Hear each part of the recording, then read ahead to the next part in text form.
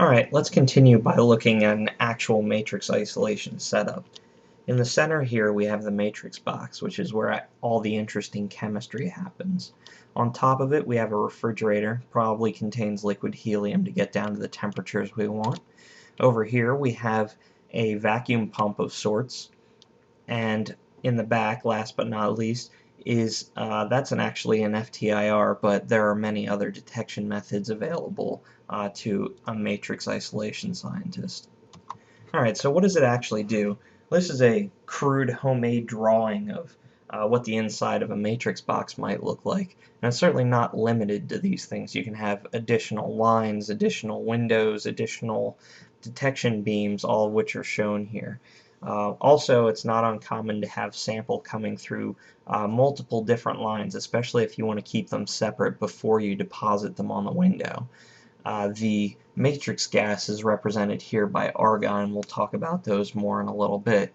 And the window that it's being deposited on is actually, it's framed in copper, but there's usually a salt window in the center, which typically you see KBr, sometimes cesium iodide if you want to get really good results. And then again, the beam going across the center is your detection beam.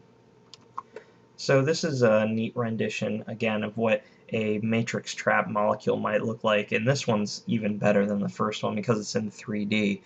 You can see how our guest species in the center there is actually trapped on all sides by an inert matrix, so it's generally not going to have any interaction with the other members of the guest species unless it's small enough to diffuse through the actual matrix species.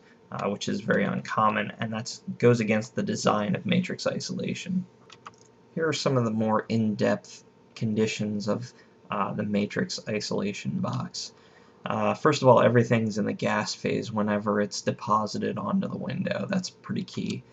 The box has to be at a 10 to the negative 2 torr pressure minimum, ideally at least 10 to the negative 4, although lots of the higher end setups will take you down to 10 to the negative 9th torr, which is a pretty awesome vacuum.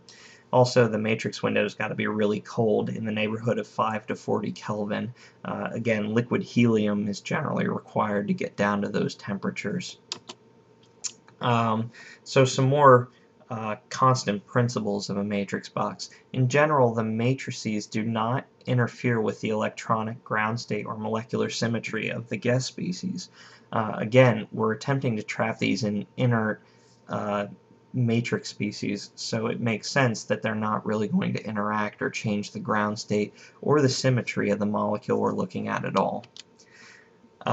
Also, it's been reported that the spectroscopic changes are generally relatively minimal. So if a species has already been studied outside of a matrix, when you put it into one, there aren't going to be a whole heck of a lot of difference.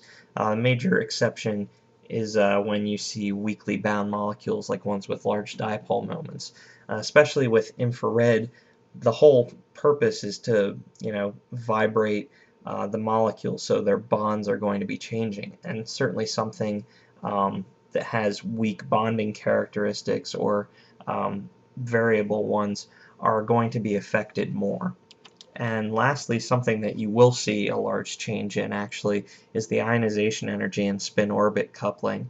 Again, we've got it trapped in an inert matrix, so it makes sense that unless something's going to diffuse through that matrix, you're not going to see a whole heck of a lot of ionization energy or spin-orbit coupling, and that's just the nature of the technique.